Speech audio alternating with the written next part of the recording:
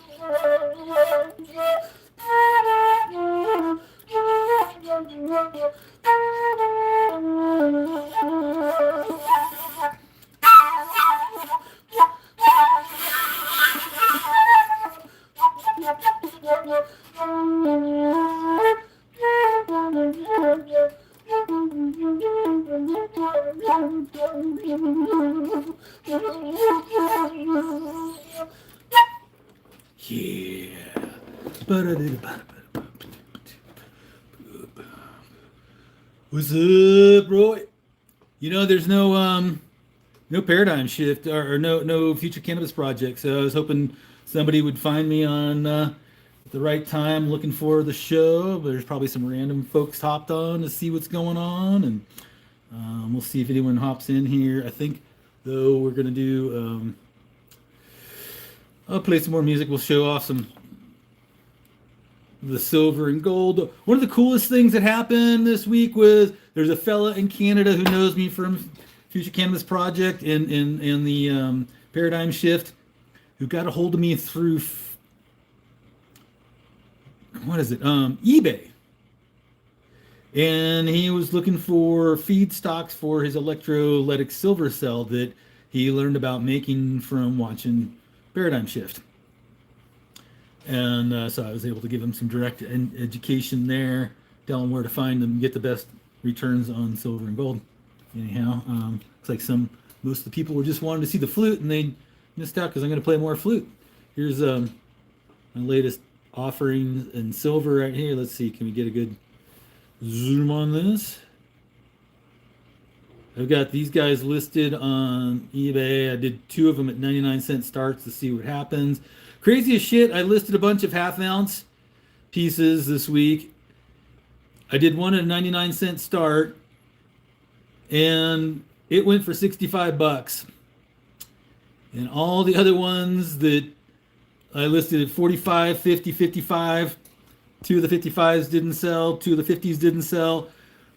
The 45 went for $46.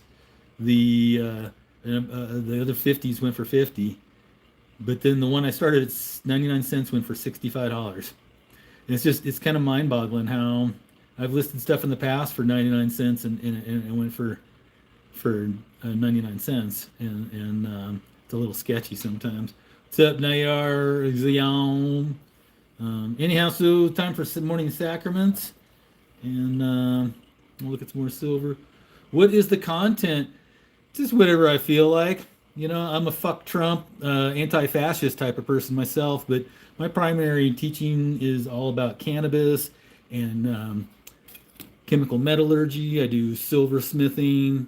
So, and I read all sorts of cool books occasionally. One of the cool books I've been wanting to read lately is The Richest Man in Babylon. Oh, here it is. Teaching people how to make their own money. So, but yeah, no, I'm gonna interact with the chat type of content. Welcome and welcome from Syria. I love having international. You guys got any good ganja out there in Syria? I know. So normally the show is on the Future Cannabis Project, and we have. I usually have quite an international watching. I usually have between 40 and 100 people watching live and 1,000 views of my Sunday morning talk. And it's not huge. It's a very small little niche, but I know one of the things that we talk about is international weed, and the accessibility of particularly seeds is one of our biggest things, is growing the stuff from scratch. So is that something that I know maybe you don't even want to answer that here because of legalities and stuff, and that's just fine. But I am one of the stewards of what we call land-raised cannabis around the world. I've collected quite a few varieties of native cannabis from various regions and breed with those to produce. I've been helping people with cannabis as a medicine, plant medicine since 1985. We sued the federal government here in the United States back in '99 for access to actual sacred plant medicine. So technically, legally, under First Amendment and federal law, I'm considered a sacred earth, sacred plant medicine man or shaman. I do plant medicine, help cancer patients and various other people with different ailments, understanding how we can use natural herbs to augment Western medicine or replace Western medicine to alleviate dis-ease in our body systems. Knock, knock.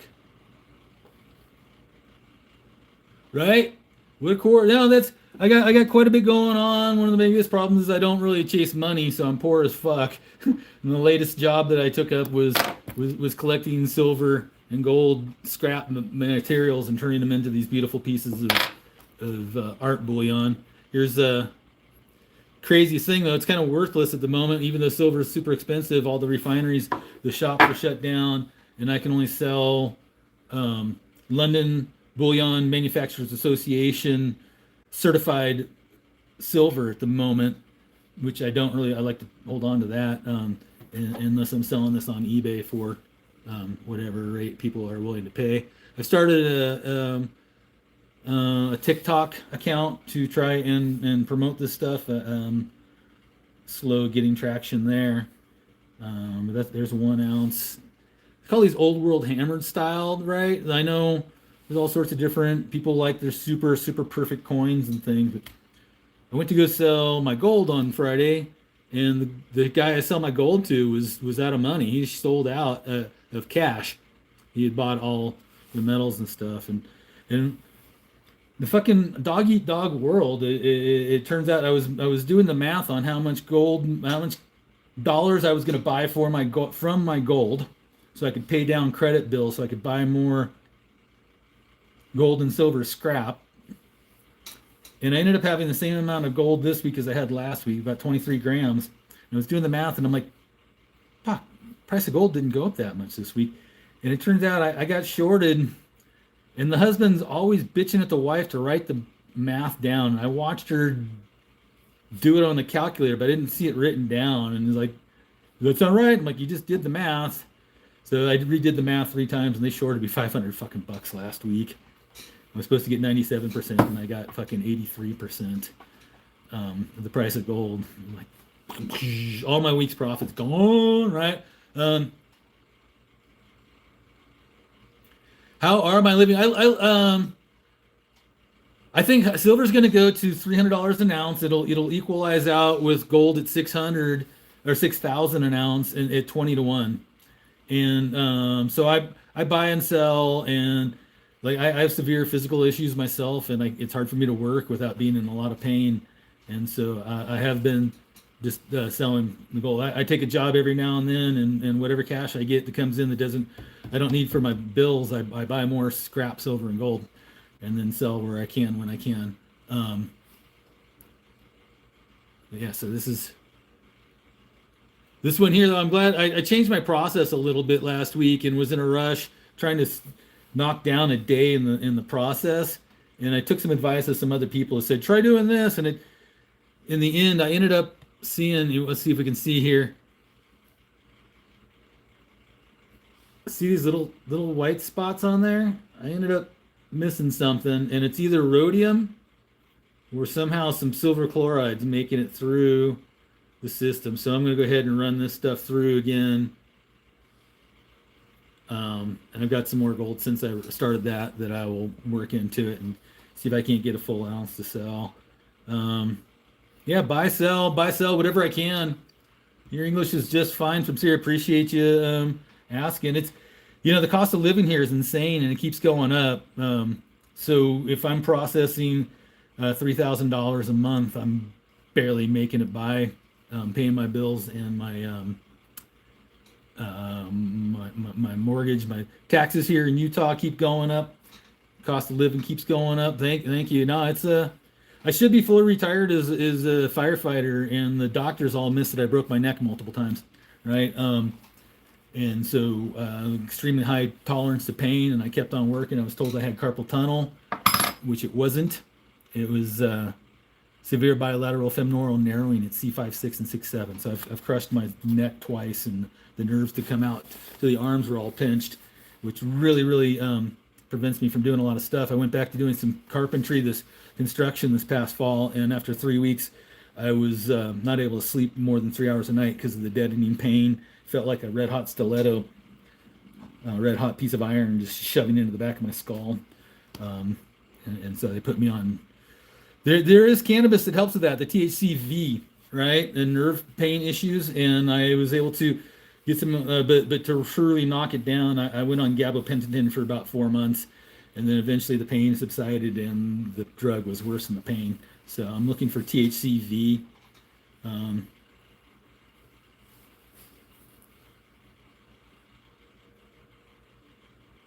Yeah, no, I get you, man. Like, it living with war makes you become a real human being, I think, right?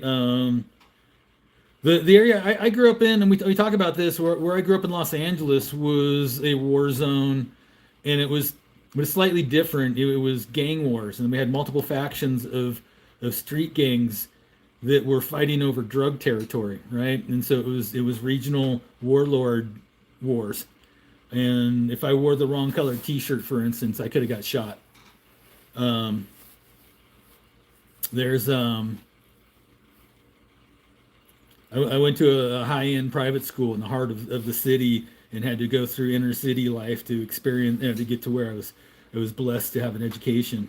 Um, and that there was more people killed in the war zone I grew up in the time period I was going to high school than both of the Israeli and Irish conflicts at the same period in the mid to late 80s, right? So I literally we would have I could walk across the street to get hamburgers, and there was every day I walking down the street I would pick up a handful of spent bullet slugs out of the gutter, and it's pretty crazy. But there was gangs that used the streets that butted up into our school as their drug dealing zones, and there would be shootouts between gangs and law enforcement right outside of our school. It would be there during football practice when I was a freshman. We had to lay in a ditch next to a cinder block concrete wall during a shootout that went for like 20 minutes, right? And so I have never lived in an actual hot kinetic war between like a civil war or countries. I definitely did grow up in a war zone with factions that could have skirmishes break out anytime. The scariest shit was the drive-by shootings, because you could just be standing there, and one faction comes by and sees one of the other factions, and they had fully automatic weapons, and they would just drive by spraying and kill 20 people, quite often missing the person that they were targeting, right? This is why one of the main reasons we don't have fully automatic weapons available in the United States at this point was soon after the cocaine wars of the late 80s, early 90s. That was all shut down. But like, so I also I've had guns pointed at me, short range, in my face. I've been shot at from long distance, as a civilian, as well as in my duties as a wildland firefighter. I never had a gun pulled on me while I was a federal officer in Los Angeles. But before I moved to Utah, I was a federal officer in Los Angeles, and I didn't even carry a firearm. We were trained that, well, I worked for the United States Forest Service, and it was understood that pretty much everybody we encountered was presumed to be inebriated on alcohol, carrying a live firearm, and utterly hated the United States government.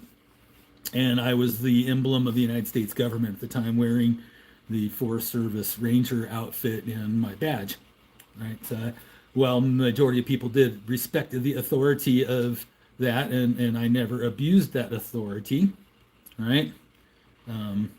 There's great differences occurring today and these people who are wearing masks and murdering citizens for exercising rights. It's fucking nuts. It is fucking nuts. This is not freedom. This is not liberty. This is tyranny. It's fascism. It is authoritarianism. It is totalitarianism. Yeah, no, fuck the ICE. This straight up. They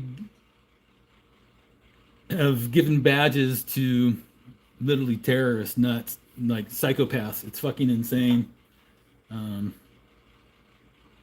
Fucking insane. It's I have my ancestors fought in the revolution. Crazy thing, the one documented that it makes me a son of the American Revolution. My daughter, my mother, my sister are all registered daughters of the American Revolution. It's verified, documented, but his name is Job Arnold. And one time I jokingly posted that it was no relation to Benedict Arnold, and my mother comes in like, you don't know that. And I actually don't know that. But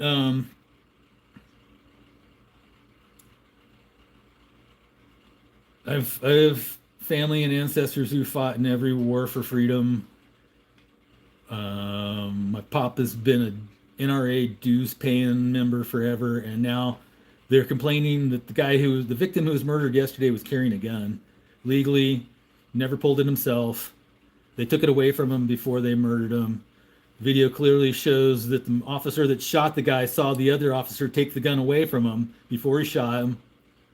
And then a third guy shot him 9 more times for helping a woman they had just thrown into the ice. Literally assaulted. They had already assaulted the victim they shot once. Sprayed him with pepper spray mace. Sprayed him with pepper spray mace a second time. 9 dudes pummeled him and shot him to death. It's fucking murder.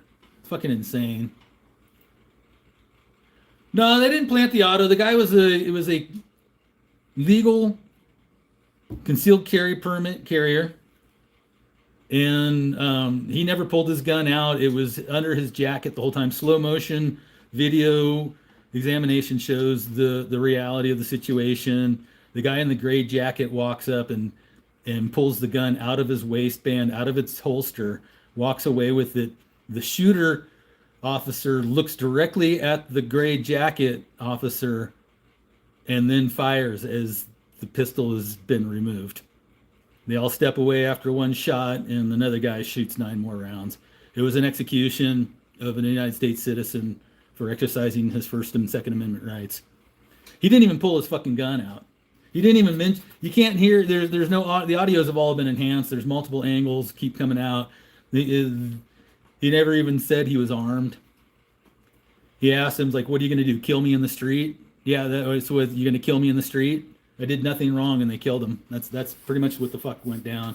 But it's pretty insane how the narrative believed by maggots is that he approached them with a gun out and threatened them, which none of that happened. But in their minds, that's totally fully what they believe, right? I tried to talk to my dad about this, and like he fully believes that these people are paid protesters, when it's like he knows I need a job and one that I can do without aggravating my severe extreme nerve damage in my body. So I hit him up. It's like, hey, Pop, I wonder if you could. He was a computer expert. He has great computer skills. He was a CEO himself. So it's like, hey, Pop, can you help me find a job? He had actually come to me with like job suggestions in our previous conversation, saying, hey, I was looking for jobs that don't drug test. Maybe go work for the Postal Service, blah, blah, blah, blah. I'm like, yeah, they don't really pay the bills. So I hit him up like, can you find me a job? You were talking about ones that don't drug test. Perhaps I could do this paid protesting stuff. Can you find me one of these job advertisements? I can't find the listings anywhere. He fully believes the shit. He comes back with a little like, oh, you got me there, right? It's like, yeah, well, the point is that the state Big Brother 1984, they're telling you a bunch of fucking lies, dick. And I sent him the videos of the actual murders, and it's like, so if you've been paying dues to the NRA for my entire fucking life, and now you're anti-personal carry? How does this fucking work?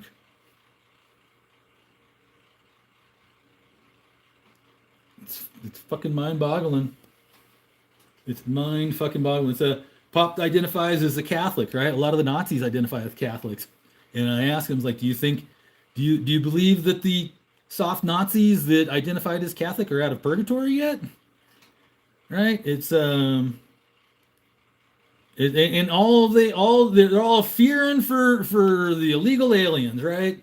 Whereas it's like 16 times less likely to commit a crime if you are an immigrant of any sort, illegal or not, right? Like, oh, crossing the border is a crime. Like, so speeding.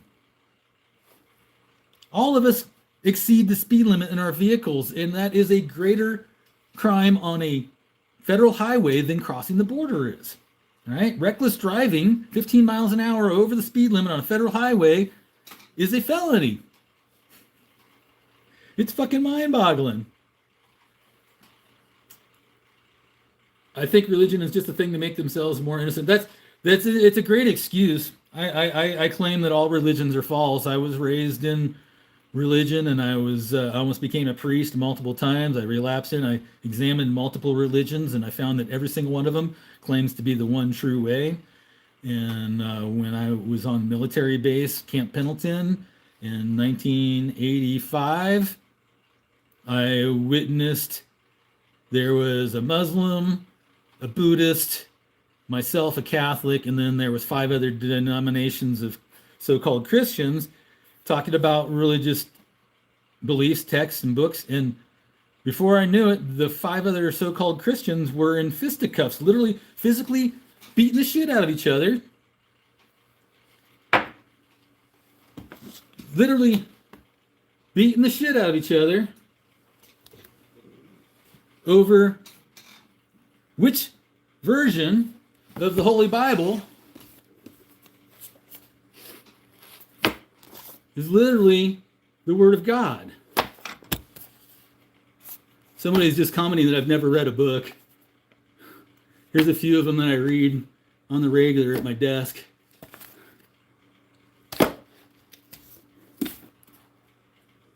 These are all sitting here at my desk, the books I never read. It's fucking amazing how pea-brain maggots are.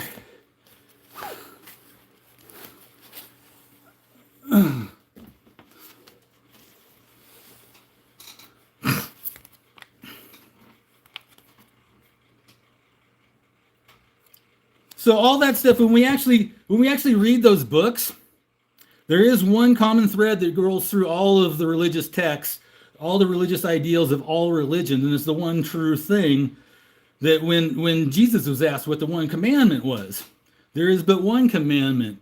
It is to love God and to treat your neighbor as you would yourself, the golden rule.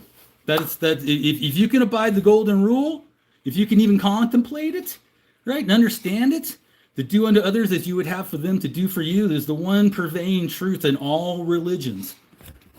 Okay? It's yeah,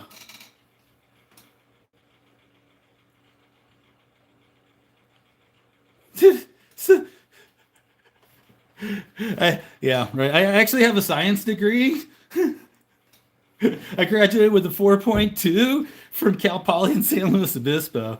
It's the funniest shit how like I've never read a book, but I know how to do chemical metallurgy self-taught, right? People are so fucking pea-brained. It's amazing. Like the beta cuck of magadum. So I taught myself how to make oil paintings as well, and became artist in residence in Yellowstone National Park. And there's a self-portrait of me back when I was nationally ranked extreme skier. Right? It's the funniest shit. Like I can sit here on the fucking science degree. Yeah. Oddly broad, isn't it? Like, you're just a fucking cook, a beta cook complaining about shit that you've never done yourself. It's like fucking mind-boggling.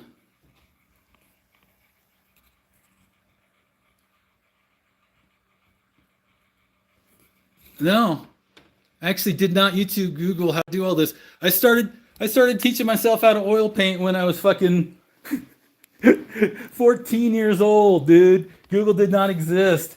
I started doing metalsmithing in 1991. Google did not exist. Right? It's the funniest shit, dude.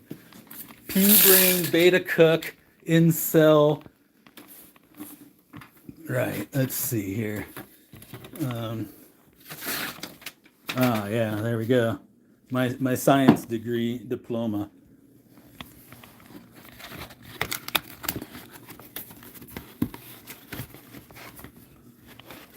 And this is my very first figure portrait that I ever did. And the model asked if she could have copies for her own portfolio. She had multiple art degrees herself. But yes, there we go.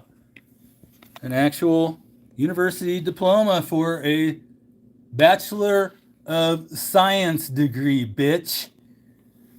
My God. Right? It's forestry and natural resources, primarily wildland fire sciences, right? So it's chemistry is all the chemical metallurgy shit is. And there's something that was written well over 100 years ago that we call the Refiner's Bible. And that's a book that we read to learn the shit from instead of Googling. MAGA fucking small penis shit. Used to catch Paradigm Shift there and started working Sundays. Bummer. Yeah, it keeps getting shut down. People just can't really abide by basic rules. It's pretty simple. I kind of trip out on that.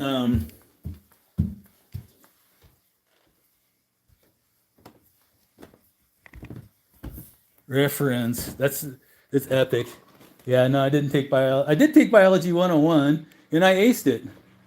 That's why I think I'm smart. I graduated with a 4.2. It's the fucking most funniest shit. This guy here is on my YouTube channel thinking he's smart. Being a bitch. A little beta cook bitch. How? Schedule 3. Schedule 3 is gonna like end home growing, basically. Is what that's gonna end up doing. Basically hands all of in the long run, all of the medical cannabis goes to big corporations, and that's pretty fucked up. Legal is legal. It's not legal until we can grow it like tomatoes, corn, right? Oh, this guy.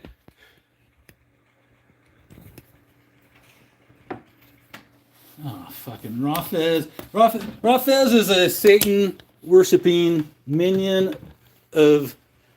All he has in his life is going around trying to trigger people, right? And he glorifies triggering people because that's his entire ability in life. He has no beneficial anything to teach, no beneficial anything to do. Lives in his mother's basement. Rastez is just sitting here spamming away because he's a little beta cunt. And it's the funniest thing. You don't have you never took biology 101. You're just sitting here bitching about it, bro. Go fuck your blow up doll in your mother's basement, brah.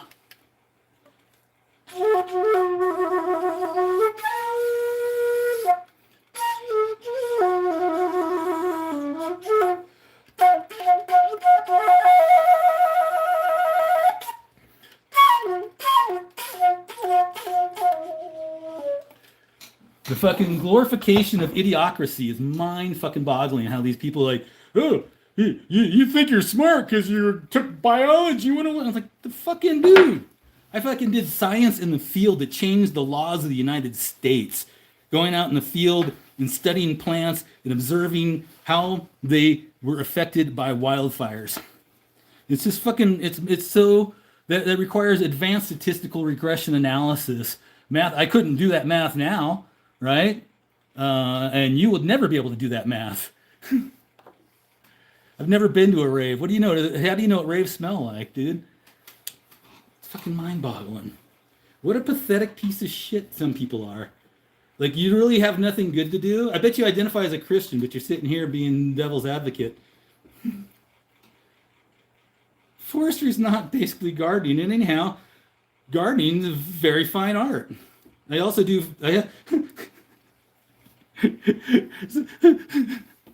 Gardening fucking pays well too. It's mind-boggling how pathetic people are. Yeah, gardening's an awesome fucking thing. You like as if.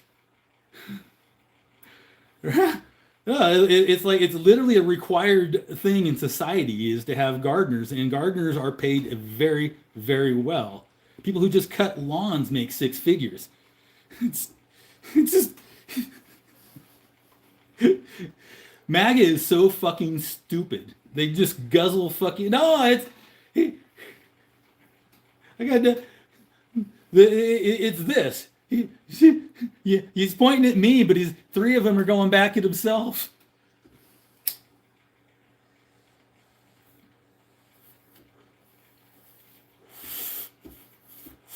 Dude didn't even graduate high school. Alta. Backcountry mostly. I've been touring backcountry. I taught myself how to backcountry ski before Google. Good for you. Glad you left, bitch. What a little fucking cunt.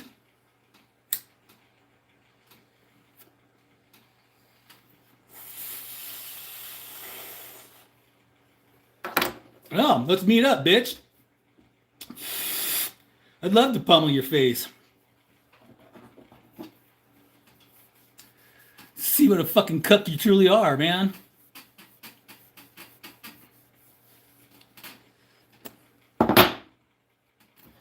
I go all over the fucking place, man. I go where the snow blows and the crowds don't. I've been fucking skiing since 1973. Started backcountry skiing in 1989. Started touring.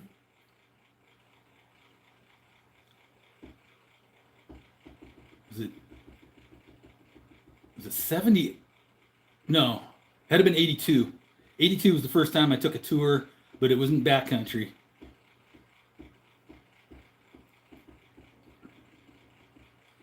I in college I was the outdoor adventure club's High Sierra, Yosemite, and winter mountaineering specialist and trip leader. I taught rock climbing on one of the first rock climbing walls ever built that tilted. Long before. I free soloed 1,000-foot cliffs in Yosemite when Alex Honnold was in diapers. It was Hell Repeller Search and Rescue Firefighter in Yosemite National Park. And yes, I did take Biology 101. This is my pipe. I did not free solo El Cap. Limbert Dome and Tuolumne Meadows. So this is the ancient seafloor from 500 million years ago in the inner sea of that used to cover all of Utah. And that's I'm trying to get the light on it to show the seabed texture.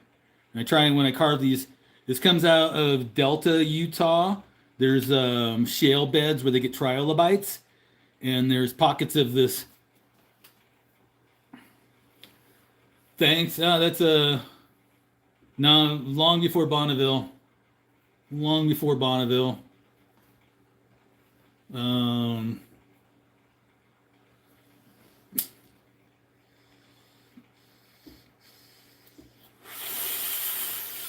So Bonneville is in the Ice Age realms. And this is 500 million year ago realm. So Ice Age is hundreds of thousands of years in cycle. And I don't think I'm Bonneville. I'm thinking it's like 80,000. I'm not sure exactly, but that's it's the same as the Columbia River Gorge, if I'm not mistook on that one, right off the top of my head without checking. Um, what's crazy is I always thought the Bonneville blew out to the south. Just when you fly over the southern desert to Utah, there's obvious water flow coming south um, in large quantities, and that may have been a completely different occurrence. So there's also gold from the Tetons, and the same fine gold you find in the Snake River that's found in the Red Rock Basin. There's like tanks or whatever in some of the lower creeks. If you dig down into bedrock in the red rock zones, you'll find the superfine flour gold, and it was transported somehow, whether it was pushed by glacier and then washed in, I don't know. But there's the same gold in southern Utah that's found up in the Tetons. I stopped smoking tobacco 26 years ago. I couldn't tell you if it was $7 or $10 or I know it's mostly tax at this point. Anywhere you buy cigarettes or tobacco. Um, those of y'all just joining, you missed out on. Um, I was not in the Marine Corps, but I was on Camp Pendleton in a early detection and recruitment program called Devil Pups, which my grandfather started. He was a World War II veteran, war hero. That if you've ever read the Guadalcanal Diary, he's him and all my great uncles were Antifa, killing fascists and imperialists in World War II, and they wrote about them in that book. They're war heroes. And my grandfather, after having come back to the States and I believe it was during Vietnam, seeing some of the kids stomping or burning an American flag, he wanted to start a program to help youth understand the military a little better. And so he began what was called the Devil Pups. And it was basically a boot camp. Originally, it was very much exactly the same as boot camp, but a couple of senators' sons went through the program and cried, and so they had to baby it down because it was too much for playtime. And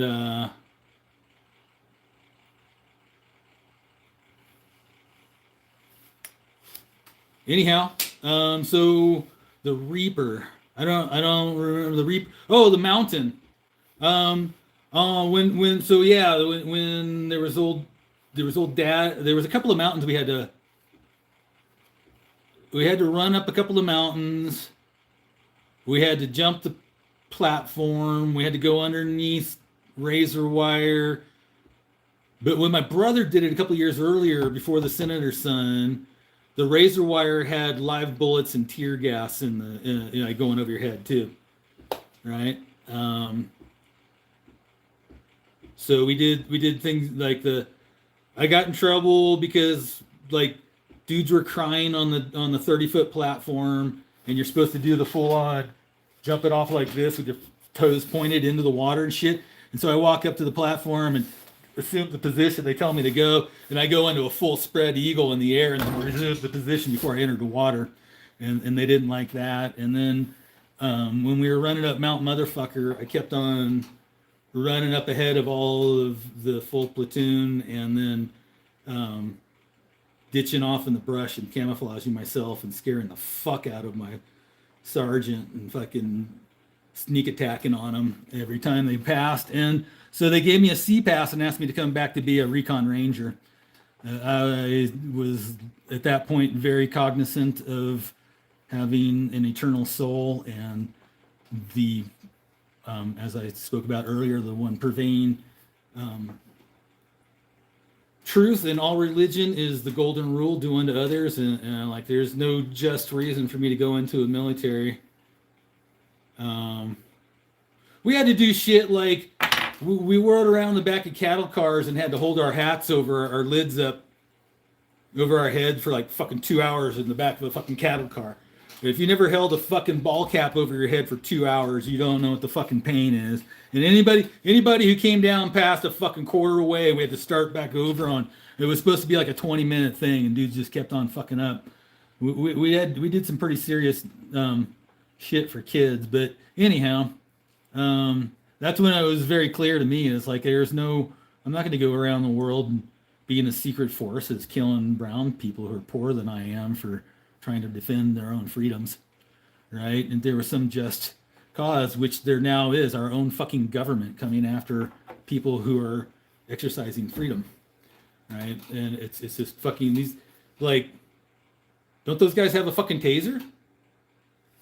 There's none of these people getting killed and shot, like, and there's so much confusion as because there's so much fucking violations of our Constitution going on by these masked terrorists. They're not fucking legitimate federal agents.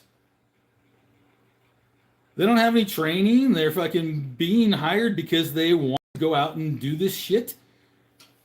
They're fucking using AI to vet people instead of actually checking up on who the fuck they're dealing with. All this shit's fucking insane nonsense. And literally anyone who would give up any of their liberty or freedoms for some sense of security deserves neither. A quote from Benjamin Franklin is what we're experiencing on the most insane levels of just let them do their job. It's like they're not fucking doing their job unless their job is to be terrorists. Appreciate you. Follow this channel. I have multiple channels. I have functional fractions for my metallurgy channel. I have Ambrosia and Soma where I just play my flute. I have the Future Cannabis Project 02, FCP02 is where I normally stream on Sunday mornings. And if that channel doesn't come back around, I'll probably start doing more streaming on here. But eventually, if I can get enough people on the metallurgy channel, I will do live streaming of metallurgy and refining and pouring hot metals and stuff. Appreciate you visiting from Syria and enjoying the conversation with you. Peace on you and your family. And I normally close with, if you're still there, go out in the world and make a better place with the meat suit you was given to do it in. And I'm not closing out just now, but I wanted to give you that salutation and gratitude for joining us this morning.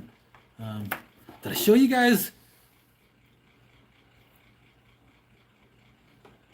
If you look at my channel here, you can find in my playlists, you can find Paradigm Shift playlist, right? And if you can backlink that, is probably the quickest, easiest way. So who knows if I'll even remember to put that in there. But the Future Cannabis Project 02 is where I normally. That's so much light you can't see it. Let's see. There's the texture right there. Ain't that a beauty? So there was a whole bunch more ripples going on in there.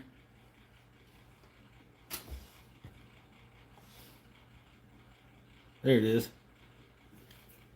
But I put in the maker's mark. And it kind of flattened it. It's pure silver. So I punched that in and it flattened out all the ripples. And then I got a little privy mark going too, a little birdie. Anyhow, this one I'm going to list up on the eBay. I got some of these guys listed on the eBay, the little quarter ouncers.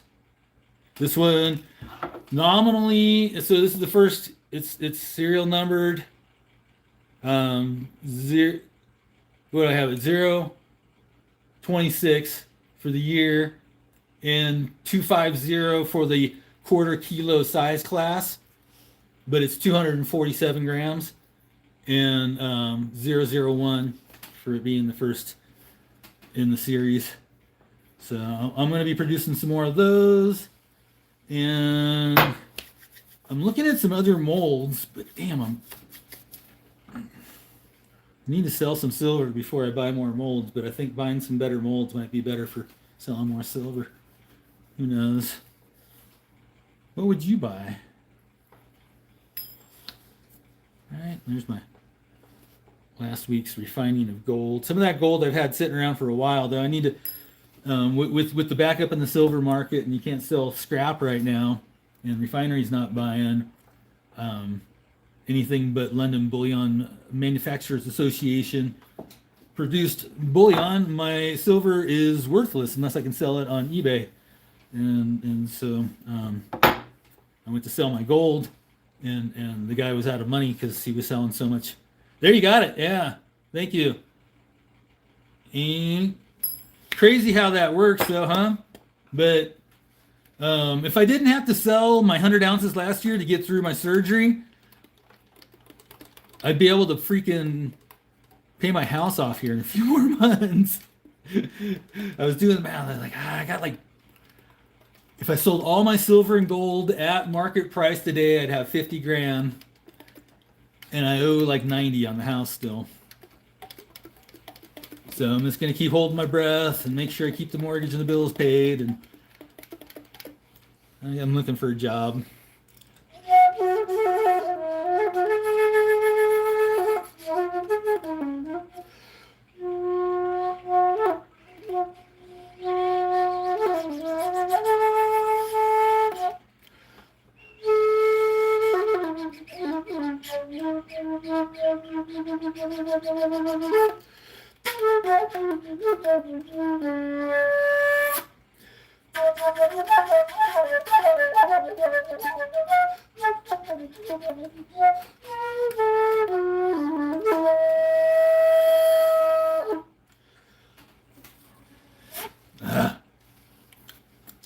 Need some water. I never read a book. It's the funniest shit.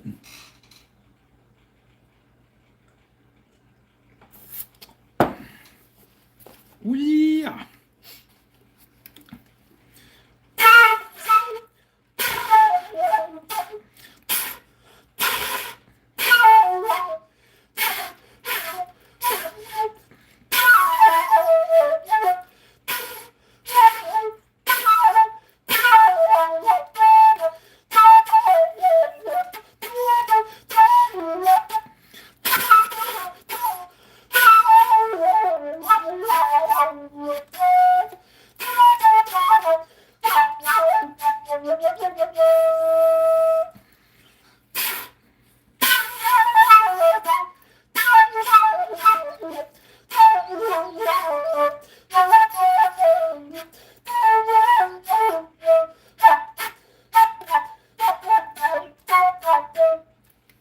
Bam!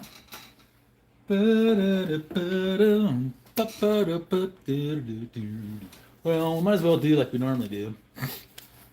Even though it's the home channel. We're going to go ahead and check out recipes. The Cannabis Kitchen Cookbook, Feel Good Food for Home Cooks by Robin Griggs Lawrence. Photographs by Povey Kendall Atkins and forward by Jane West. And we just kind of open up to a random recipe. Oh, what do we got? Pumpkin praline mousse cups with cannabis coconut nectar. Yum. There's a playlist on a Billy String channel. There's a set called Playlist 1, and it has a flute.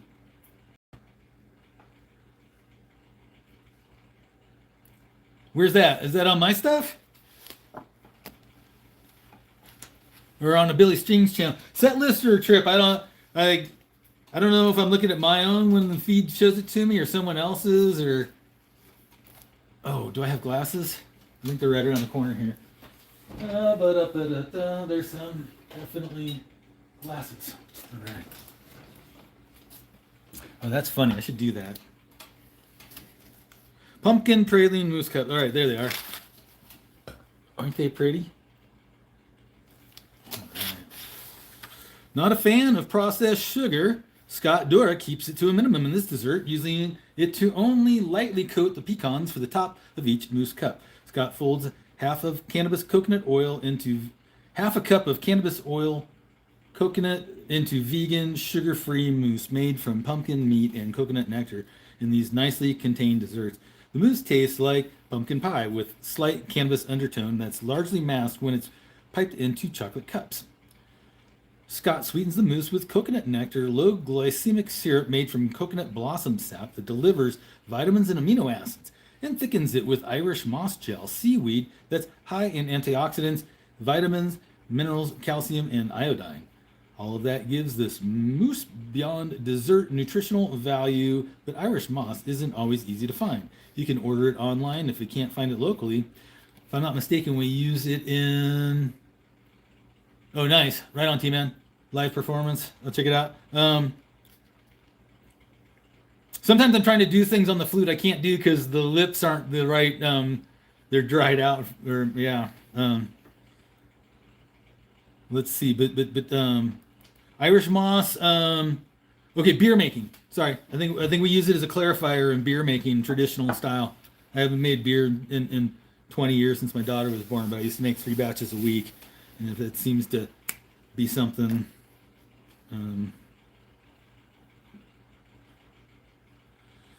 you can order online if you can't find it locally, and Scott's stumped for substitutions. He always has the seaweed, which is prolific on rocks and beyond around his beloved Jamaica, on hand at his restaurant in Denver. In Jamaica, Irish moss is blended into an energy drink that many believe is also an aphrodisiac. Scott points out that when you're cooking with fine cannabis, it's worth the effort to track down specialty ingredients that match it in benefits and quality. It wasn't always to find cannabis, but we managed. If you can't find Irish moss or don't want to use it, Scott encourages you to play with his recipe until you find the right solution for you. You might want to use non-infused coconut oil until you get it right. Making mistakes with cannabis oil gets expensive. This recipe... I just laugh at that without... this recipe also requires a decorating bag, blissfully easy to find at your local grocer. Dollar store even has those. All right, serve 6, THC per serving with cannabis-infused coconut oil or olive oil, page 101, 38 milligrams. With 20-minute cannabis olive oil, page 103, 24 milligrams. With beginner's oil, page 104, 38 milligrams. So they've got the 2 3/4 cups pumpkin meat, 4 to 5 pounds of pumpkin, 3/4 cup Irish moss, 1 1/2 cups of water, plus 1/4 to 1/2 cup of water, 7 tablespoons coconut nectar or maple syrup, 4 drops liquid stevia, 2 tablespoons pumpkin pie spice, 1/8 teaspoon of salt, 1/2 cup cannabis-infused coconut oil, melted, 1/4 cup sugar, splash of lemon juice, 6 whole pecans, chocolate cups available in grocery stores or online, and decorating bag and parchment paper. And people can freeze that if they want the recipe there. And let's see.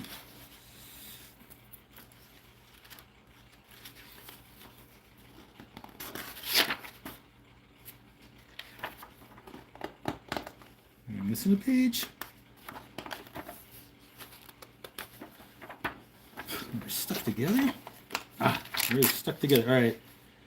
So here we can. There's the. Is it backwards though?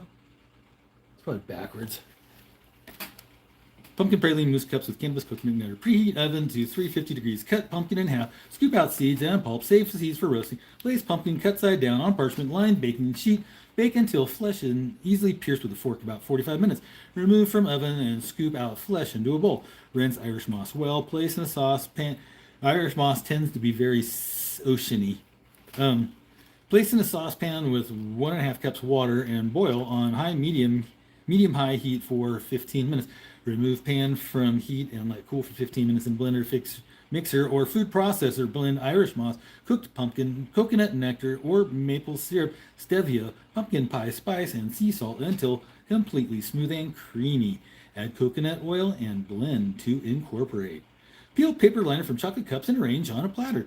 Place mousse in decorating bag fitted with a small star tip.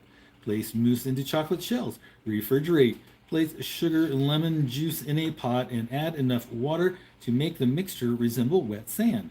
Stir to combine and cook over medium-high heat until mixture is a nice amber color. Remove from heat. Use a fork to dip pecans into sugar water and soak until pecans are well coated. Transfer to a plate lined with wax paper and let cool. Take mousse cups from refrigerator and place a pecan on top of each one. Refrigerate in the labeled container until set, about 30 minutes or up to 1 day before serving. There we go. What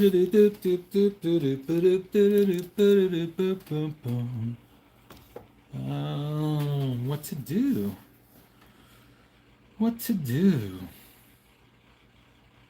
It's too fucking cold on my porch to show you what I'm doing in the laboratory. I got a silver cell I need to rinse and harvest. There should be close to 1 kilo in there. And I've got to redo this piece of gold. That's all. It's fucking cold out. And if there's a breeze blowing, if there's not, it gets even colder. But I don't know. I got a couple of the regular crew in here. We probably have a couple of people who aren't regular crew Sunday mornings. What should we do? Something I've been wanting to get back to, and I keep on every time I go. I think I got the solution covered for the making an income. Like the world throws another loop. It's like fuck. I bought so much fucking silver in December, and I can't sell it now. And I want to do. Have y'all seen the Annabelle paint me? The trend that happened, right? I've got these huge canvases I haven't painted in forever. And I wanted to do an Annabelle paint me and do a full-on live painting of that for my first come back to painting. It would be fun. But I'm not doing that right now. The studio is not set up for anything but working on jewelry. I'm just enjoying this cool thing. Let's see.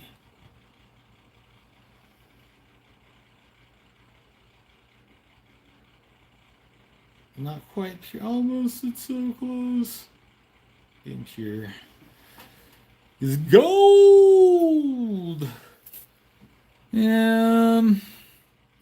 Anyhow, well, maybe I'll just say thanks for joining us today, everybody.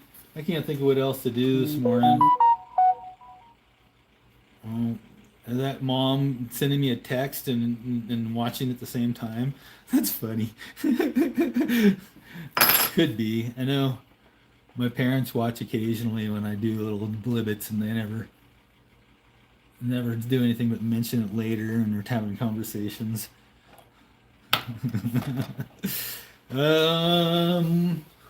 Let's see. What can we do? Oh, here, let's look at my bonsai I've been working on. That's a great idea. I've been showing people my bonsais, and then my daughter and I were talking about leaving Utah, and I was like, well, let's go where I can have a bonsai forest year round and grow vegetables year round. So this thing here got way too lanky, and I've been trying to figure out what, and I've been studying up. And yes, I've been using YouTube to study in modern days, but so one of the things I'm doing, we trim back a little bit and trim back a little bit. The other is, where's the, here we go. Scraping the bark and trying to stimulate some of the node buds right behind here. And I've been doing the same, scraping it down in here and stuff. And of course, this is the traditional. It's what I've got. I use what I got. I got a nice cheap roll of heavy duty cotton that I picked up at the thrift shop for $1, right? Instead of using the wire, but distribute the pressure so it's not cutting off circulation. Wrap it real good and tying them off. And you bend it too much, right? This one broke, but that also stimulated a whole bunch of growth throughout the whole plant. It kicks in the stars. Right here we have little bits of growth starting back in as I start doing all these treatments to it and giving a little more nitrogen. And and then I was studying some of the concepts of bonsai besides just trimming the roots, and that's something I need to do on this real bad. But just the form concepts that I'd never really studied so much as to why and how and where and when. And so these guys here were all going out and droopy, and so we've bent them back in. You can see I've removed a bunch, and these here, I've got them soaking, and I'll end up putting them in to a bunch of peat, basically, and get them started. And these ones here were all started the same way. The last time I trimmed this back a couple of months ago, and it's just a continual process. It really got it got neglected for a long time as far as maintaining it at all. Aside from it was super sensitive here in the window. If I moved it, it would just lose its leaves and shit. But I've started giving it, when I rinse my coffee, I give it the dregs of my coffee, give it a little more nitrogen.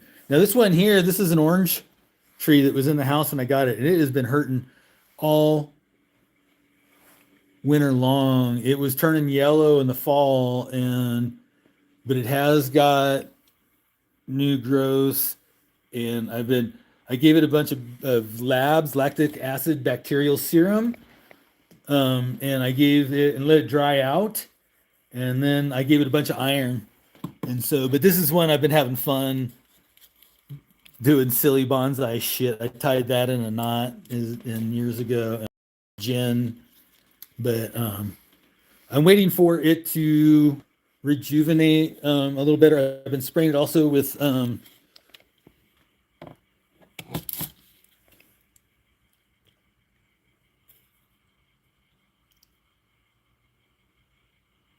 this is not organic, I don't think, but this is what is used as PGM. Is that plant growth hormone, PGA? Plant growth, what do we call them? PGR, plant growth regulators, PGRs, right? This is what people use for that. And so generally it helps it set more flowers on your tomatoes and peppers, right? But it also can help if you've got a senescent cannabis plant that you didn't get a clone off of, and you want to revive it, re-veg it. That stuff can help with that process, right? Okay, so here's another. This one is a variegated lemon, and I'm going to give it a really good whack. I wanted to let it finish flowering first before I really start applying. So I'm going to bring it back in considerably, taking out some big chunks and let this grow back down into the smaller form. But one of the things I love working with is the different roots, getting that kind of stuff to form up. And anyhow, I've been trying to get sweet potatoes to grow here forever, and they don't do really well for multiple reasons. Primarily our summer is too short and too dry. And so I had a bunch of slips last year, and out of all the ones I planted, only one ever even started to run or take off or get lush, and that was right before we had our first freeze. So I found some other stuff, some other ways to come across getting slips, and they say to grow your own plant and pull slips from it. So I'm going to give that a shot. Oh yeah, so that PGR also is used when people do what is it? Mega cropping or super cropping, where you kind of trip your plant into flower and then go back and re-veg and so it's monster cropping.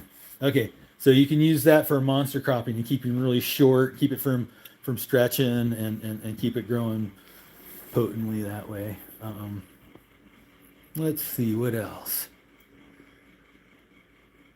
Let's go downstairs and look at a few plants, I guess.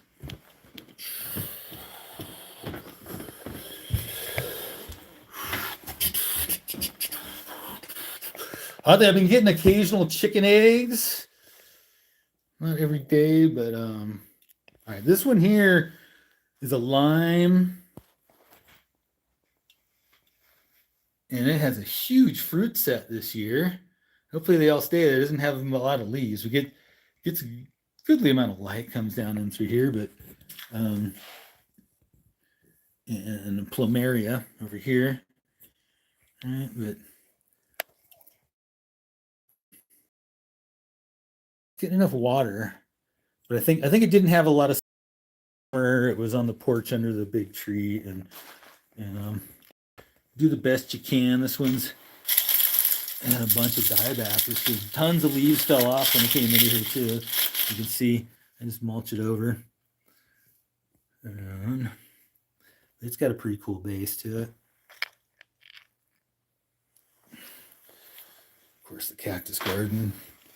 I don't know. This one's almost to the ceiling. I won't be able to get it. Let's see. Phone's on the ceiling. So it's like 5 inches from the ceiling. It's grown. It's grown through the winter.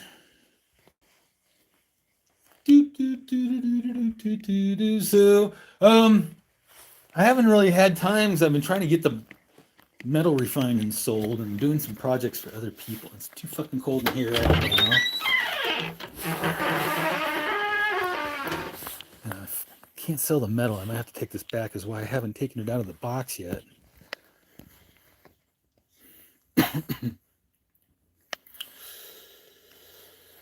You know what I mean? Those of you know, take it to the next level. All right, so maybe no one's seen this either. I picked up, here's a cool thing to know. I picked up a cheap grinder to grind all of the silver plate. And there's more stuff in here than what I ground, but most of this, I'm not even getting all of it off. You can see how much silver is still on there where I heat it up, and it oxidizes the other metals, but they're still silver, right? So I'm not even getting all of it, and I got more than 3 ounces grinding a couple of sets of silver. You know, I still have 2 full sets in here, and I have some really high grade silverware. This stuff here supposedly has 10 ounces for the set of 24. Right? Stuff like this antique stuff, I thought it's so heavily plated. I thought it was sterling. Right, and I need to heat these. Gotta be careful heating the handles on the knives though, to check, because they'll explode. I had that happen. I had one burst on me and blow 10 out, hot molten 10 out all over the fucking place. God knows sometimes I'm lucky as fuck. Anyhow, let's see. I'm not going to be growing potatoes anymore, because for 20 bucks I can get a whole winter supply at harvest time from an Idaho potato farmer, and the fucking gophers eat all of mine. So always trying to figure out a better way to distribute some seeds to people. Still intend to send Peter a bunch. I've been saying that for years, but my fucking psychotic brain doesn't always pull it together.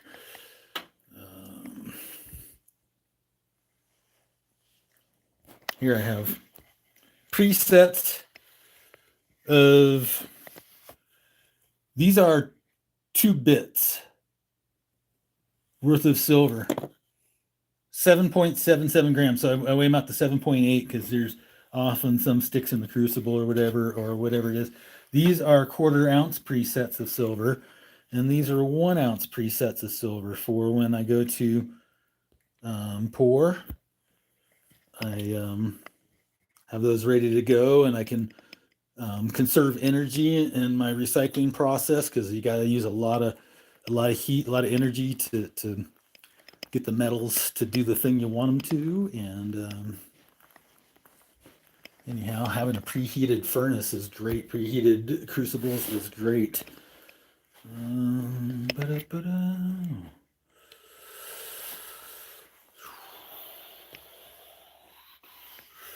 One of my best friends. Lived in the park forever. Just got a hold of me. One of these days, I'm going to go up to his house. And we're going to do a live of his farm. I haven't been there since he really started getting it going, and he had just finished rebuilding his greenhouse. But he transitioned to farming after a bunch of super rich motherfuckers took over the Yellowstone Association board of directors, and then fucking took all the money out of the coffers that was in the fund that paid the salaries of like 120 very low wage but like high impact employees in the park that gave tours and information and education and taught classes, and like my buddy had been working there for quite some time, paid through that program, in a couple of different directions, different jobs, and they like built driveways in their private homes and things like that, put in swimming pool, and completely did what like private equity does to companies, to a international not-for-profit educational program in our national parks. So he had to start something new, and he started a farm, which is what I always wanted to do, right where he lives up in Yellowstone, or north of Yellowstone. Now he's got himself 2 acres or so, 2.5, 3 acres. He's got some neighbor land too, I think, that he uses, and he has well. And he's literally a stone's throw from the Yellowstone River. Prairie Paradise. What else is right? Prairie and Paradise is the names of the towns.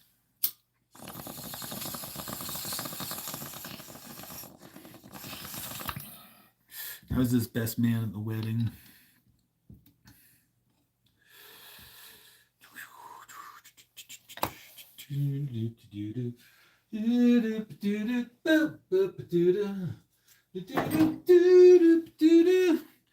Ain't no time's gonna get it one more time.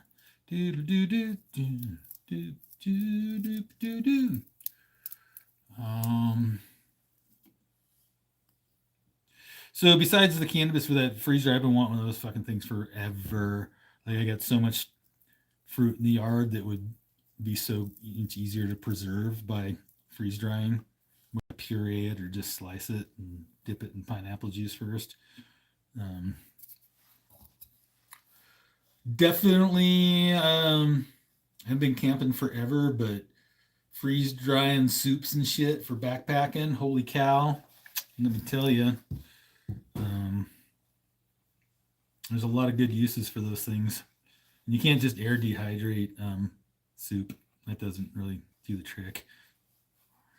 I used to do some pretty damn gourmet backpacking meals back in the day.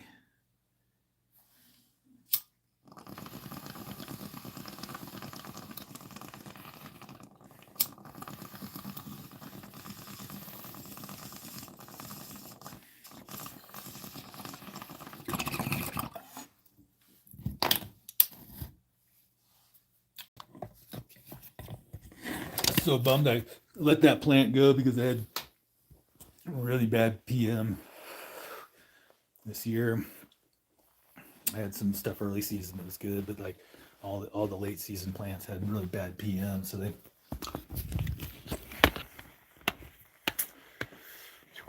So if I had better cash flow, I'd have the greenhouse going, and these would all be ready to go out there, but I'm just barely keeping them alive. Looks like I got a little bit right there, actually. What the fuck? See, this sucks. Damn. All right. I don't know which one that is. I'm just gonna go ahead and pull that right fucking now. Yeah. Dude. Always hitting that wrong button. Always hitting that wrong button. Oops. Anyhow, winters can be harsh right here. It's really cold. Like, I have to put blanket next to the door right here. I've done so much sealing on this door to the garage, so that's just a tough spot for them, and I don't have anywhere else to keep them. So that's where they're at for now. And frankly, it's kind of like silver. You can't sell it. What's the point? There's so many people who have all they need. Um, and while mine's great, there's so much great out there, readily accessible, that that was so yummy. I just kind of want to do it again. Sometimes the flavor. Oh, and that's oh my goodness. You just I'm still in the desert with the rock over my. Like I'm gonna send Peter some of them serendipity seed, and so serendipity is like when I find a really nice plant, just volunteers, and so it comes from some seed project that I was working on, but I just don't know what, and just the definition of serendipity. Let's see what this does, and so quite often I'll breed to those just for fun and see what that does, and they generally turn out to be really great plants, and I keep them around. This one was dry farmed, essentially sprouted up in totally native soil, and ran really late, sativa dominant, but then ended up just being like old school skunk, scraggly looking plant, and it had a bunch of seed in it, and like all the pollen I had in that room was just all prime. So serendipity. We'll see what comes of it. But so I got flour, I got some hash, and I think I'm gonna make a little rosin once I still need to press, but when I've been dabbing the hash off, it's what I'm trying to get to. And it doesn't you don't taste it so much when you're it's an aftertaste, but then when you leave the e-nail on and it's burning later and just gassing off those terps coming off of there is just that just it kind of grabs you right in here. It draws you. It's like that thing you smell across the parking lot at the show kind of smell thing going on. So I don't know how else to really, unless I can mail a package of flavor for someone else to test and describe. It's like, what's the point in doing any of it? You know.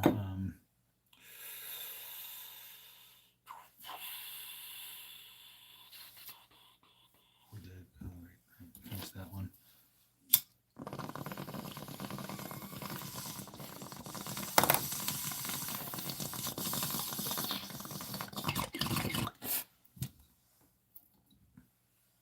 So that's the second even.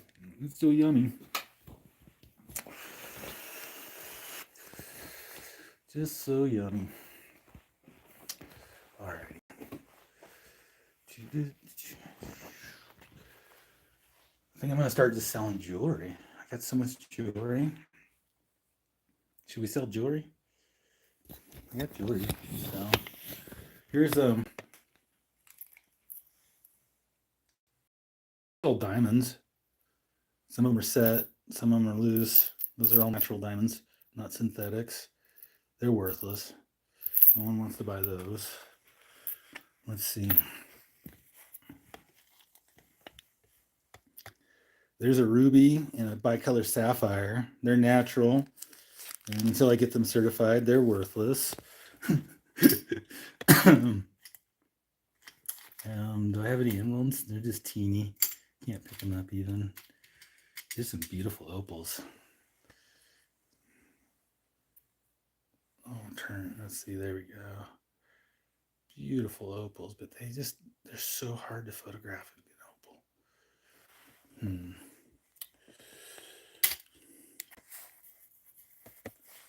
Where else? I destroyed a lot of jewelry this week to pay some bills, that's for sure. I didn't want to, but here's something I'm gonna not destroy and turn it into jewelry. This beautiful knife or fork. I destroyed the knife. I think I have a spoon of this as well. Can't even see it.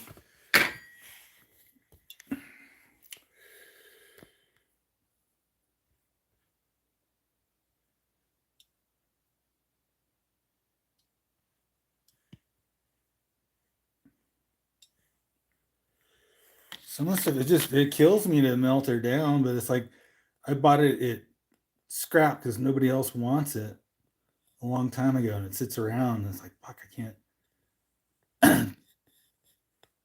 Yeah, it's a pretty cool. I can't decide the front or the back is cooler on these.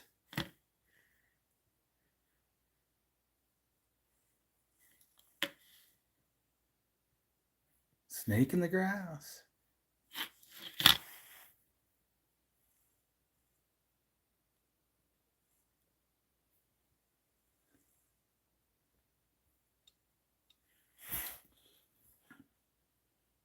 Let's go look at Sterling. That's a great. I got so much of these cool old spoons, right? That's the fanciness of some of these is just, this stuff is stuff I can't bring my stuff. I'm like I gotta get the equipment to make these into bracelets and rings and stuff, right? And I have most of it, but oh, it's not very bright in here, is it? Let's see. I'll grab a bunch of these and go out in the light.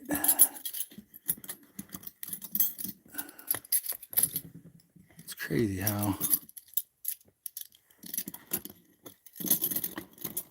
it's fun too. Anyhow, it's not like the marbles.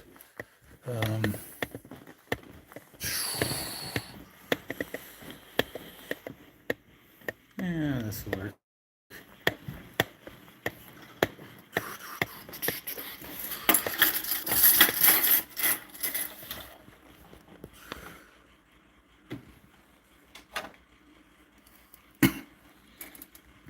This piece here is one of the first fancy pieces I ever got, and it inspired.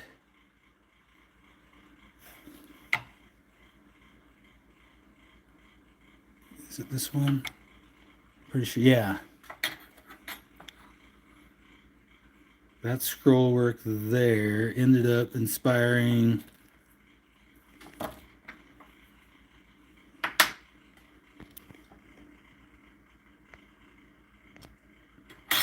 that scroll work there.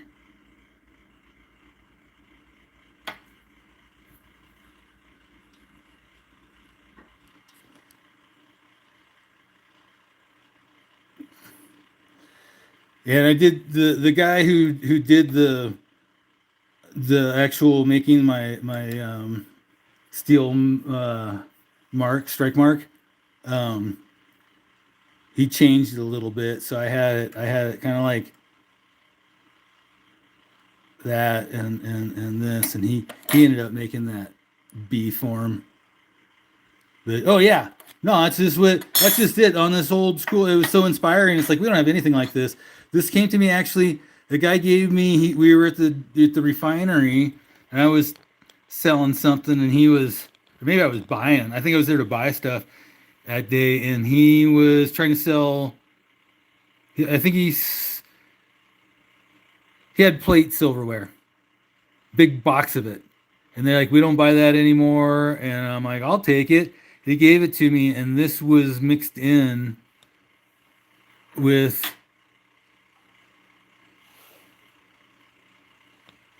All right, so that one's pretty neat. Let's see. Some of these are a little less fancy, but still quite refined.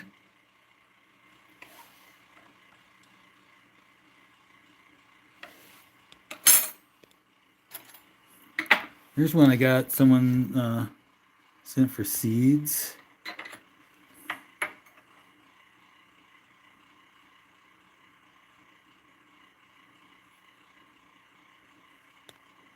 Have no, nothing scratched in there.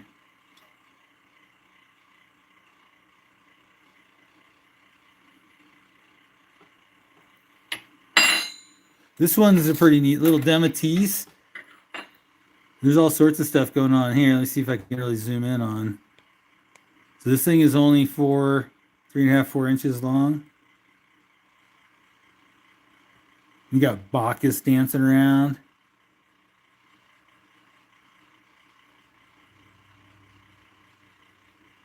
You got these guys up here celebrating, partying down.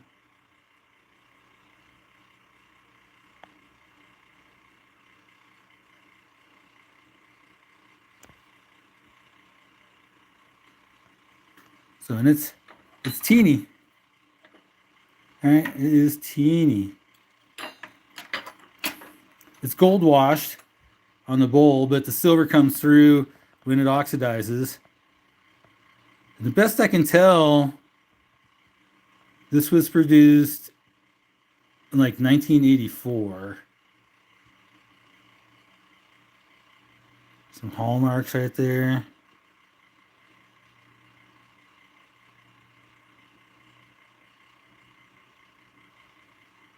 And then it says, sorry, I'm trying to hold it still.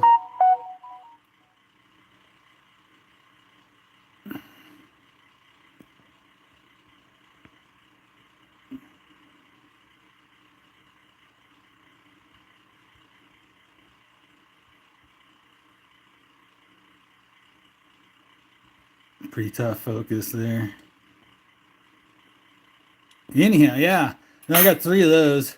That's a pretty neat. I wonder if I managed to grab. I was just grabbing at stuff. There's one I was looking at today. I'm like, oh, I should just.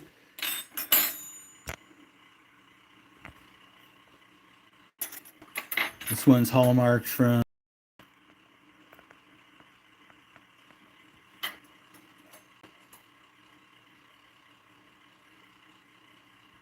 I think that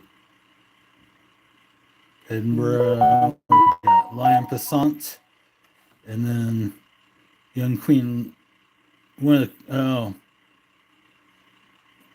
not Elizabeth. Mary, maybe. You got maker mark, all that cool stuff. Gold washed. This one, and I got fooled by they didn't have a size or a weight on them, and I guessed them being a little bit bigger. But again, they're teeny. But definitely cool antiques, hallmarked.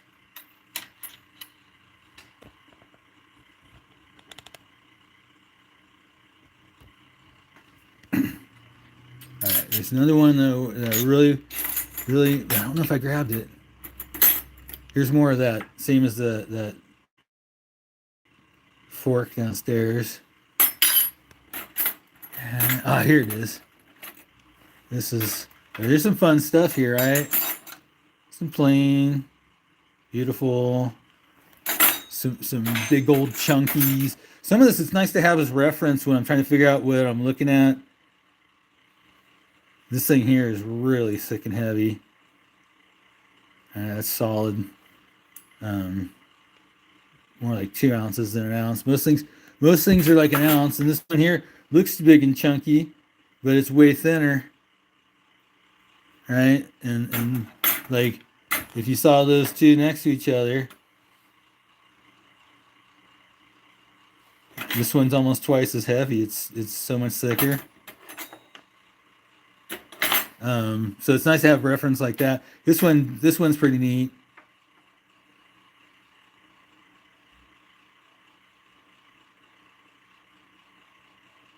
Charlemagne.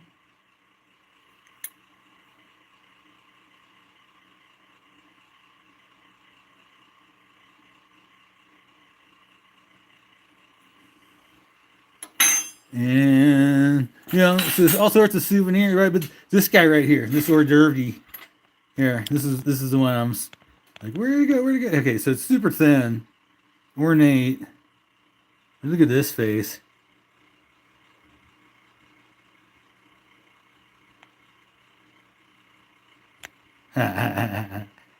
And you got some dolphins above them, or I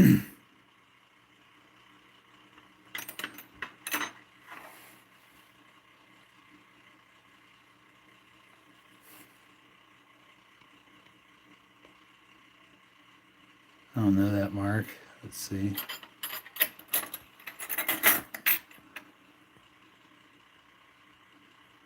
I don't think I already noticed that. Sure looks like a really faint mark right there, though.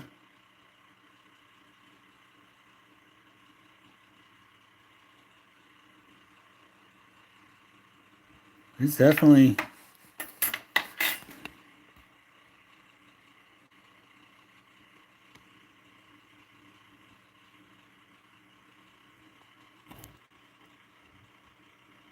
We got Poseidon. Tried it. Yes, I guess it's not a probably then it's a seafood fork probably. Right. Pretty cool stuff. Anyhow, I don't know. What else is there? Charlemagne. Pretty Roses.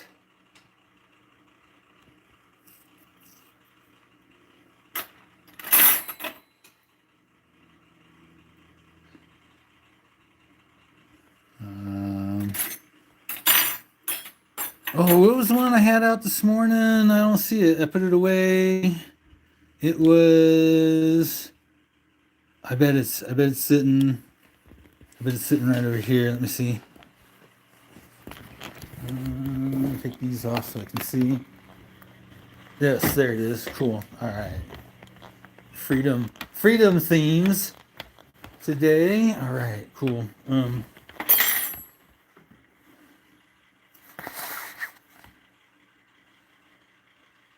All right, I'll turn it around and do it the way I was doing it. All right, there we go. I think it was gold washed originally.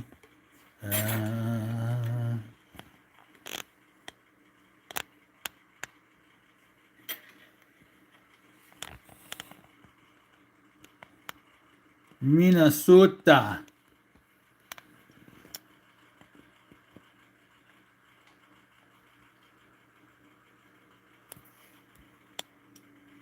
Their original credo. Les Fruits du Nord. Star of the North. Anyhow. Can we all just get along? Can we all just get along? Said the man. Can we all just get along? I think that's going to be it for the day, guys. Thanks. Appreciate you. Have a great day. Let's play a little more music before we go. How's that? Play music. Take a little water, play a little music, make a little love.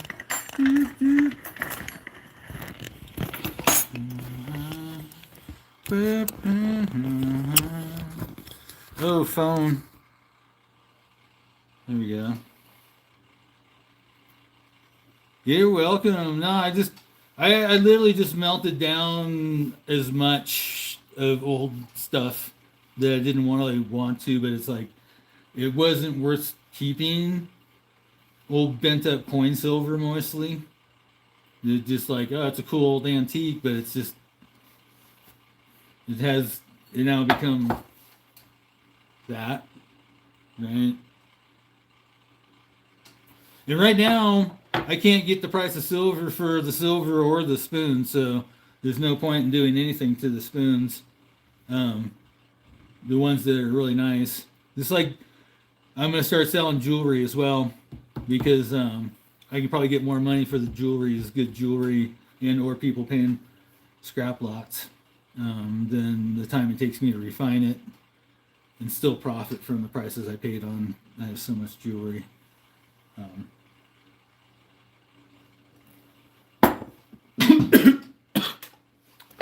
Can't even drink water safely. Sorry. I'm gonna try this. We'll see what happens. I bought this for the silver. Paid like $250. And it's got $1,000 worth of silver in it now. Crazy.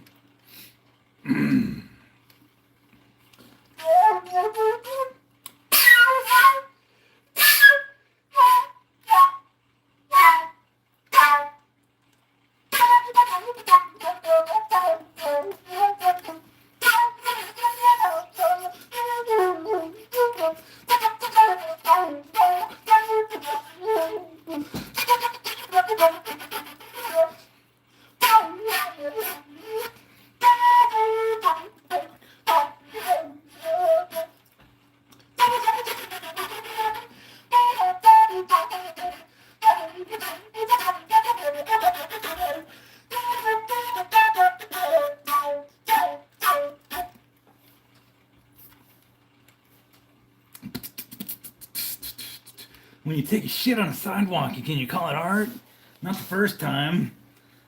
But after you throw a frame around it, can you call it art? No. What if I figured out what kind of food to eat and how to hold myself up and lean over just right to get the perfect picture coming out when I drop my shit on the sidewalk and throw the frame around it? Like, well, it might be some form of art. I don't know if it'd be fine art.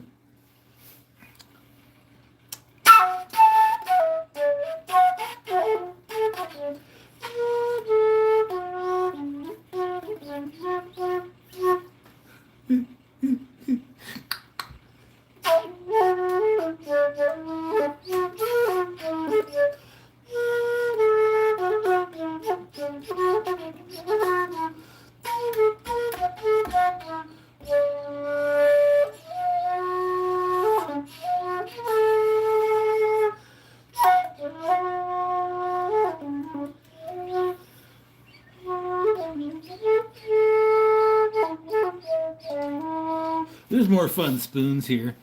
Golly, let's check out. What's this? There's an Irish one. Sarnia. All right, look at that. And then this is one I bought and paid more than the price of silver for, but it's probably because the California Bear and Miner 49er Capitol State House in California, because truly I am Californio. What is in there? What is that? What is that?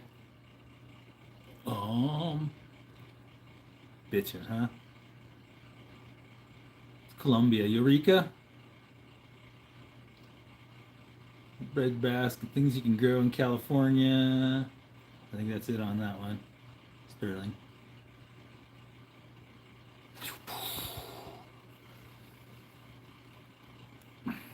I am the miner. Yeah, no, that's one. I like a lot of stuff is intent on.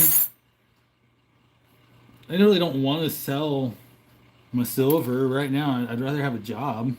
I'm glad I have this stuff. Wish I had more. Wish I started sooner. Glad I started when I did. $100 silver is still cheap silver. $300 is where it's gonna go. Might not be tomorrow, but you never know. Don't stop now and sell everything you have to buy this silver, but start buying a little bit at a time. I didn't buy this all at once. This is going into 4 years since I got fired for a workman's comp claim at the ski resort, and started going to yard sales and thrift shops a little more, and looking at jewelry a little closer. Here, this is this one, Great Britain, Gold Wash Great Britain. Started looking at online auctions eventually. Started looking at a lot of eBay. I've been doing things on eBay anyhow, one way or the other, and I do barter. I love to barter. I'm a bartering fool. I got some of this stuff here came in barter. Some of it, like, you get to learn what's what, and you pay attention to what's listed, and people don't know. You'll spend a lot of time looking at listings and find things that people don't know exactly what they got listed, or same thing at yard sales or estate sales, and it takes a lot of work to get lucky. But when Lady Luck locks on your door and you're standing there and you're able to open it, and one day I literally walked into the thrift shop, forgot completely all about there was a bunch of gold in that had been overpriced previously, and the price of gold had been going up, but it was half price day. And the stuff was tucked away in a safe, and I look up and I look around, and I'm like, hey, let me see that. And everybody thought it was 14 karat, but it was 18 karat, and I had my test kit with me. None of the other guys that buy gold carry their test kits with them. And so Luck can be standing there right in front of them. They don't have test kits. They ask me to test stuff for them. And I've gotten to where it's like, no, I don't think that's gold. And then I take it later after I test it, and it's gold. It's like, yes, sorry, man. You can't step in front of me in line like that. Which they all do. It's crazy. And then they ask you to test their stuff for them. So anyhow, dog eat the dog. I'll eat them back. Yeah, I like they all left this beautiful.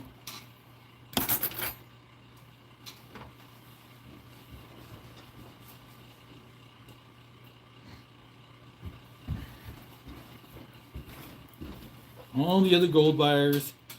The jewelry girl asked me where I was, and I'm like, I left because you weren't putting anything out. Looked like, and 50% off. Yeah, no, I ended up getting that 18 karat gold and some other that day, 50% off. Basically, half price of gold that day is what it came to, and it ended up being an antique Italian medallion of Lady Luck herself. Right, so the it's tucked away right now, so I can't just go around and grab it and show it to you. Um, but you know, and I have it out. I wear it and I sleep in it, and I shouldn't. Um, it's on the very first chain I ever got for $1 at a garage sale. That was worth $400 then, 4 or 5 years ago. So it's worth close to $1,000 now for that chain. The gold The gold medallion I bought was, I told him, okay, I'm taking that. Put it aside. Give me the little keeper chain thing. I'll be back in 2 hours with money. I gotta go sell silver. So I took the silver that I first bought with the change in my change bucket that had been sitting there just losing value. And I thought to myself, I've been thinking to myself forever, I need to start buying silver. And that's what I'm saying. $100 silver is still cheap. And now is the time if you didn't already start. And I went and sold the silver I bought for $22, and I sold it for $34 or $36. And it was one of those days when silver was dropping and everyone was selling, and the guys were all out of money. And I luckily found someone to pay me a decent price for my silver, and I wasn't concerned about, I was making a profit and how big of a profit. I was making a profit still, but I was going to buy gold at half the price of gold with the silver that I bought with copper and nickel fiat money, if you follow, right? And that was the beginning of the journey that now I make my own silver coins, gold coins, but was having your test kit allows you to find things like this where the girl's like, oh yeah, I tested it with my machine, it's 14 karat, and it was priced at $199. You get 20% off the first 100, so I paid after tax $195, and it's I think it was $350 at the time worth of gold, or $275 worth of gold. Whatever it was enough for me to say, I am making a profit. Better than 10% on spending some money here. And I was able to confirm it. No one else confirmed it because there's no mark. And I had my test kit with me. That's the moral of that story. Be ready to open the door for Lady Luck when she knocks. Right? Learn the lessons when they come. Learn the rules of life, right? It's kind of neat one. I can't put it on. Let's see, maybe.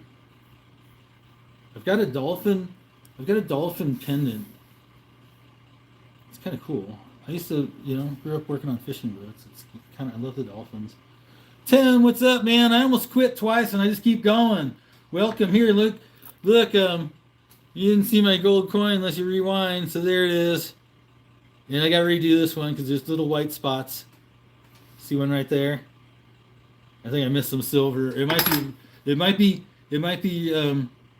rhodium from the white gold. And then here's my quarter kilo bar. Ain't that a pretty one? I'm gonna list this one here on eBay today. I got some others.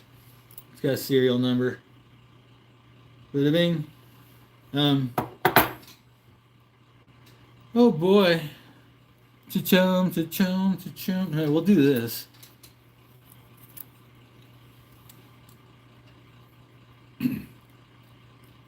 I'd rather hang out and procrastinate than go back to cleaning the house and listing items on eBay, trying to hope that people buy it. I was told at the beginning of the story here, I sell these little finger bars, half ounce. Let me grab one of these. I made these years ago. And these were some of my first refined silver offerings were these little half-ounce 15-gram silver bars. And so I listed a bunch on eBay at different, from 45 to 55, and I sold them at that whole range. The $45 start sold at 46 bucks. I had other stuff, the other ones sold at whatever I started them at, or buy it now. And then the one I placed at 99 cents sold for $63. Plus tax and shipping. Sold one to a guy in Britain, and they had to pay. He paid this insane VAT tax, right? And the address though was for Illinois, so I was tripping out and checked with him to make sure. He's like, "Oh yeah, nope, I'm over here." And, this must be the International Shipping Center. The address threw me off. So that's cool. International with the silver now.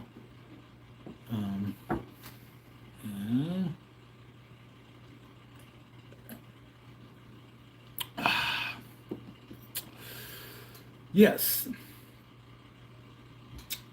This is. So yeah, these things here, people are popping in, popping out.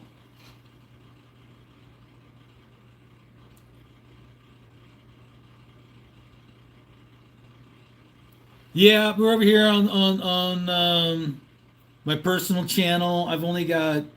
I would love more followers here. I've been putting content out on all sorts of topics here for years, and just for whatever reason, don't get really pumped by the algorithm. And I got a channel for the silver specifically, but I can't go live there at all yet. I don't have like. It's growing because I started a TikTok, or I had a TikTok and I hadn't been using it, and I realized one of the best ways to produce content is literally using that TikTok, allowing it to auto cut and just put some pictures in, put some video in and talk over it, whatever, and then it automatically generates into my phone, and I can repost it onto Instagram. That automatically posts to Facebook, and then I can upload onto my YouTube as well for my silver content. Right? Can't do that for the seeds or nothing. I'm still just scratching what the. I got people asking me if I want to participate in breeding projects. It's like I don't know what to do with all the seeds I got. Right? Yes, Whatnot is, and I have people who have tracked me down on Instagram for my silver who work with Whatnot as promoters, who are keep asking me to come and sell there. And every time I look at it, it's like each of these people have a crew helping them out. They're selling things. I don't really see people selling things that aren't mass produced and that they're reselling. I don't see people selling things that are selling by hand, right? They're doing volume at low prices with a tiny little margin to get a huge profit in the end, right? And they're moving mass volume is basically what I see. You set up the way I see it. You set up a store, you high price things, and then you get a bunch of followers. That is the best way to do it, and it takes a lot of work to do all of that as well. And I presented all that to the guy trying to recruit me, and I asked him, like, am I wrong in what I'm seeing? And that they agree. They didn't respond at all, which means yeah, it's pretty much. And I don't even have internet at the house right now. I have to do it all on the phone until I figure something. I really thought I had it figured out. I could just buy as much scrap silver and process it and sell it to the guy who's buying my gold from me, and he can't buy the silver now. So I got to figure out other intuitive or ways of selling the silver and not taking a loss. And even if I'm getting $85 right now, the most I paid for silver was 65. Right, even though it's sterling form, I've got a full set of really nice 1930s sterling but so I can't return it. It's on. It would be stupid of me to return it. It'd be stupid of me to try and sell it right now at a loss, major loss. But I can just slowly pay the credit card down, right? Or sell the gold and pay it down and buy more. That's the plan. That's why I melted down a bunch of gold jewelry. And, but both of them are worthless when you show up and all of the London Bullion Exchange is sold out. The bullion dealer has no cash left to buy your gold an hour before the door is supposed to close. And I should have asked him if he would have traded my pure gold for scrap, so I could have made a little profit on my trip. But I didn't even. I was bringing up a different issue, and they're irritated that I came in through the sign that said closed, so I left. What do you do? Oh, that is a pretty piece. I don't know if we looked at that one, did we? What is going on there?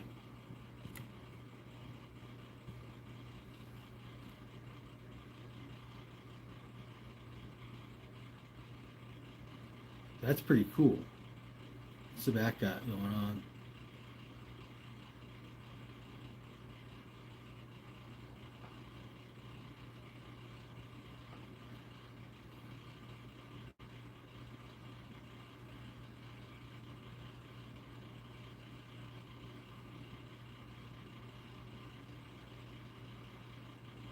Let's see. Oh, yeah, that's a neat one. I think it says sterling.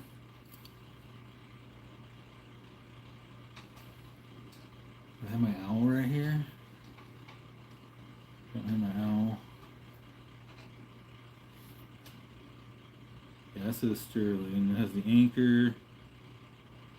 Should be Gorman. There's a bit of bear and a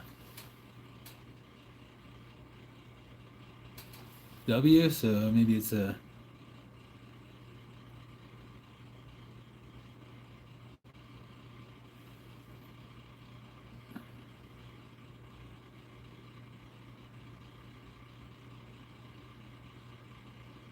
recognize the others. Nope, that's the Gorman G. There it is. Yeah, Gorman G.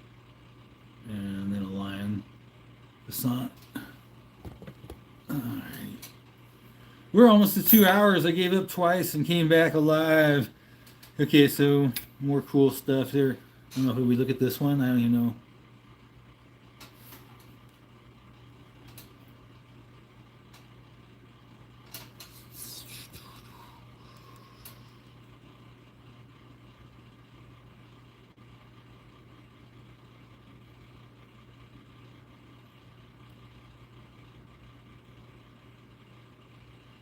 More focused on my hair than the spoon, it looks like.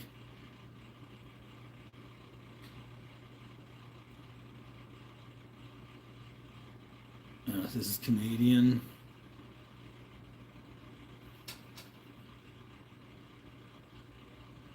Sterling. Province of Manitoba. That's Canada. Oh, Canada. That's where I got that in the same lot with Charlemagne. I know I sold off a couple pieces out of the same collector's lot. There was a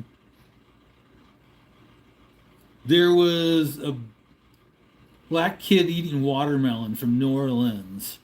That was a pretty cool little it was like it had a black kid's face on it, and a watermelon and the whole thing was a vine, if I remember right.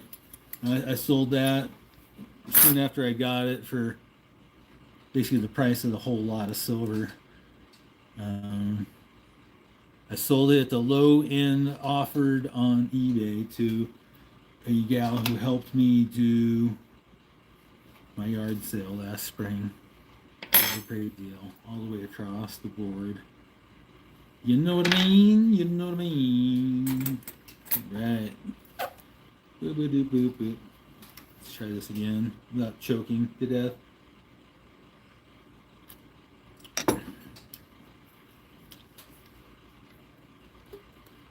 I've been shooting since I was knee-high to a grasshopper. My pappy, he taught me how to shoot the eye from a running rabbit so's as would not spoils the meat. iron sights. When I started going blind, I freaked out, said I can't shoot anymore, and I bought a bunch of rounds and headed out to the desert and started setting up, and I was trying to figure out ways. I think I got some video trying to show myself doing stand-in iron sights, 250 feet to a 2x2 square target in grassy hillside. 250 feet is 100 yards, just shy of 100 yards.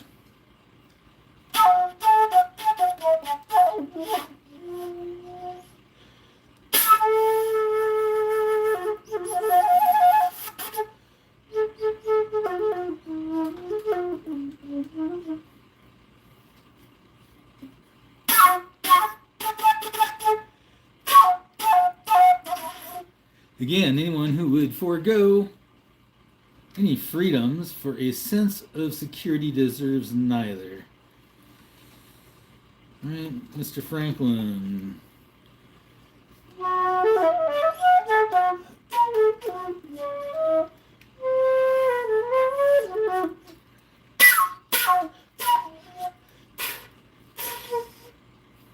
Damn.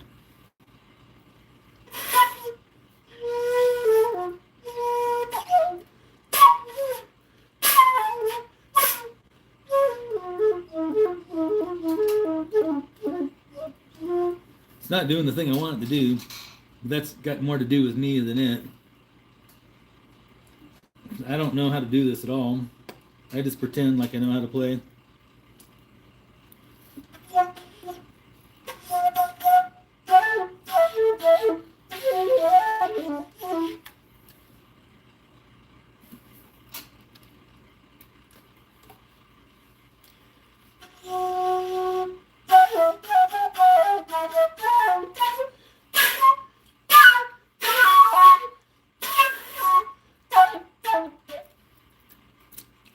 I think we're getting this. Let me see. It's the slightest of adjustments. The slightest of adjustments.